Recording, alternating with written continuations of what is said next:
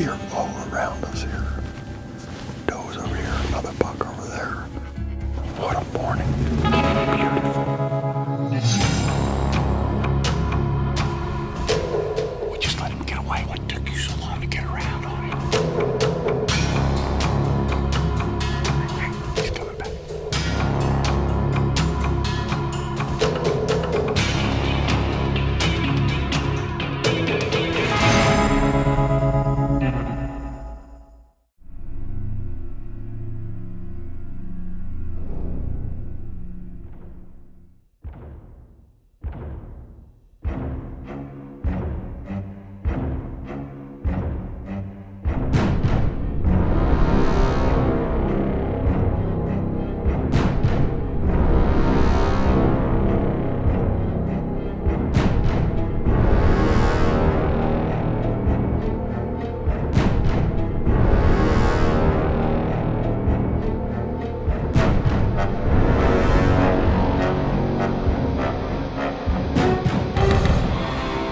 Mossy Oak presents ScentBlocker Most Wanted. Brought to you by Mossy Oak. It's not a passion, it's an obsession. ScentBlocker. Nothing gets you closer. Browning, the best there is. Ford, and your quality Ford dealers. And by Tree Spider. Light, easy, fast, safe. The white-tailed deer that we all love to chase are amazing animals with a wide and diverse range. They can be found from the Yukon to Peru, in hardwood forests, swamps, and in wide open plains. And for all the different places they live, there's as many different ways to hunt them.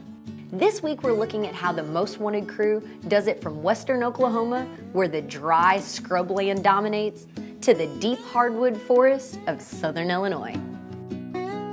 Our first stop is the Turley Ranch, just outside of Durham, Oklahoma. Through the years, this 25,000-acre cattle ranch has produced some of our best Most Wanted bucks.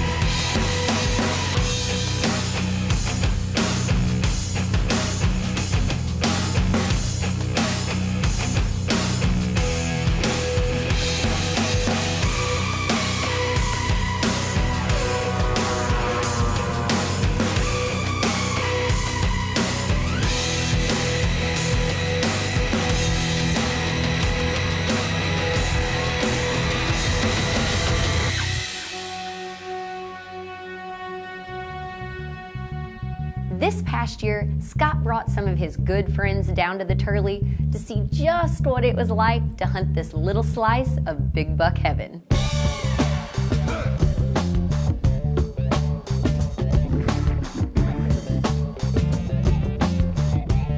And after the usual pleasantries, Scott was ready for his first set.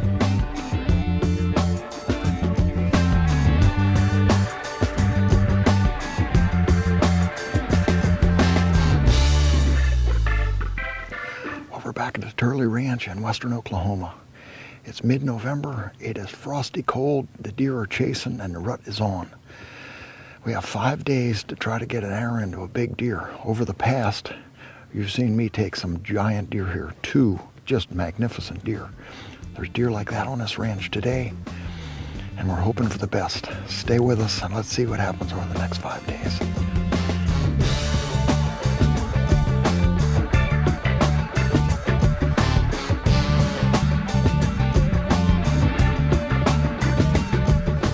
Oklahoma now and head to our own little slice of big buck heaven.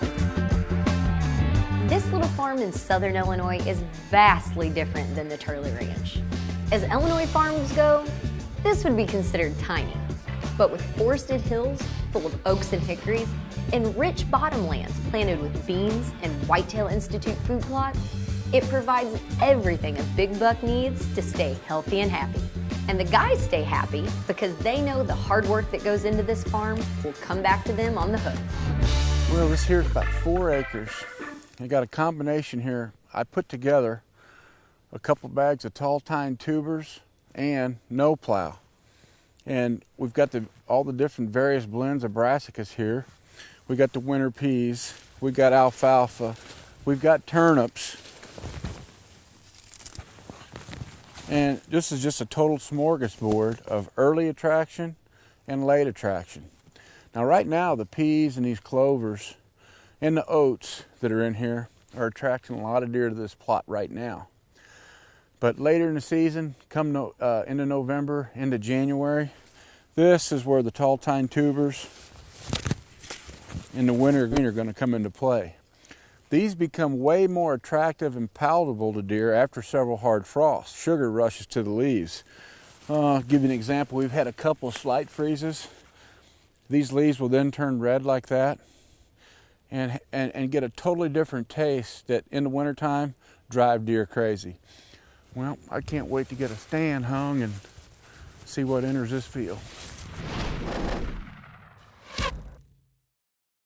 This segment of ScentBlocker Most Wanted is brought to you by Matthews, catch us if you can, and by Rage, leading the evolution in lethal technology.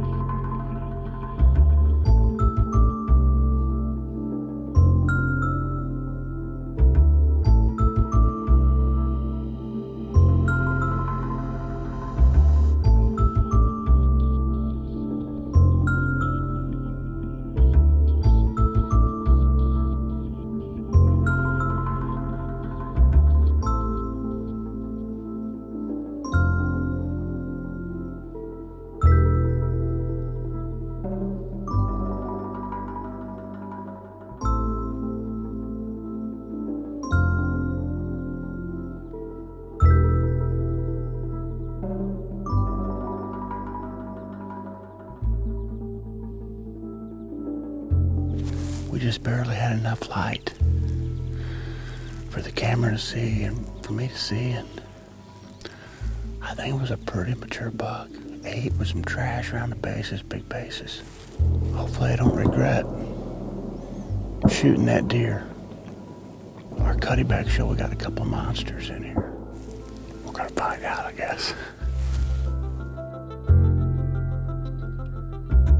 You know, but we've been hunting with scent blocker activated carbon garments for a long time.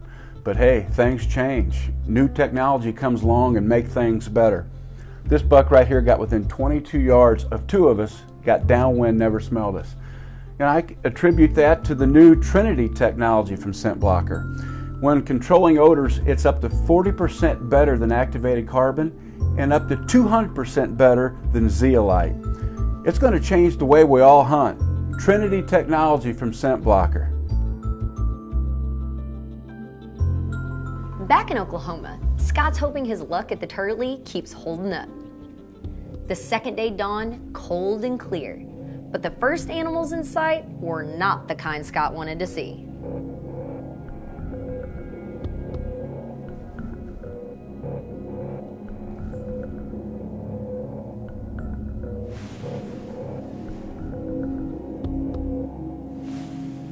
As we've mentioned before, hunting predators is not allowed on the Turley Range.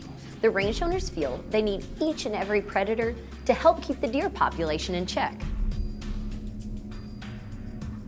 Unfortunately for Scott, that meant this stand was probably off for the rest of the morning.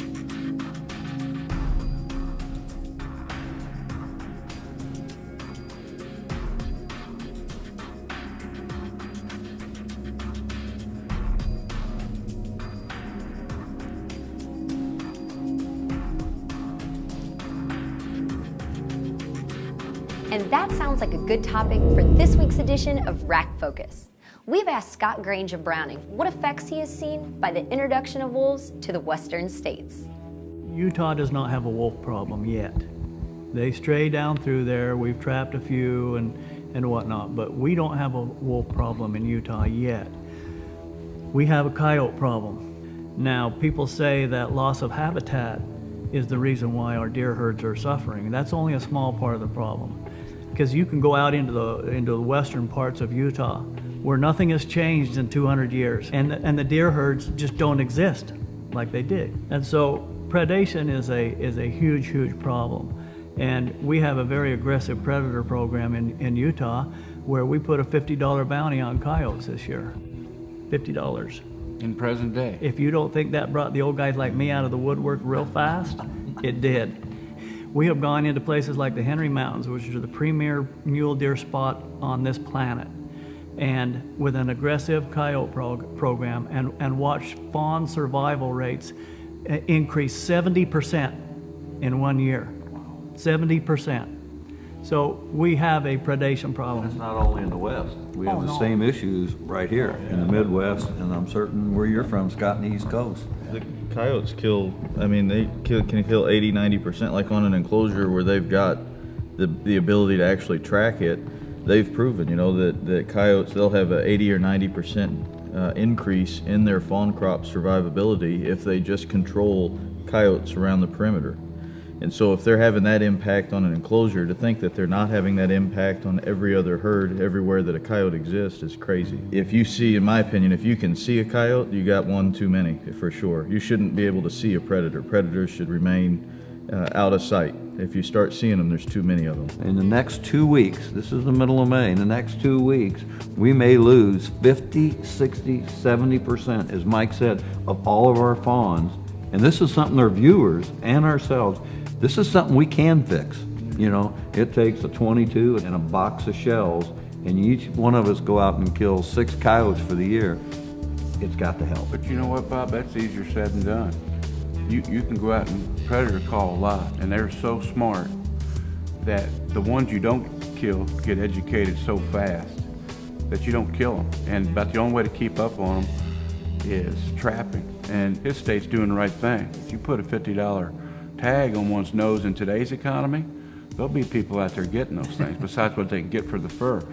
But you've got to take about 75% of the coyotes out of a given area to really do any good at all on the predation of your But you got to fawns. start somewhere. And then if you don't keep up with it, that void that you take out fills back in so fast, it's a never-ending battle unless it's taken on in a grander scale. It creates a coyote, or a predator pit is what they call it, predator pit, where the predators become to a point where they keep that deer herd depressed. It cannot rebound. It's physically impossible for it to rebound. If you would like to hear more on this conversation or join in the discussion, the whole thing can be found on our Facebook page.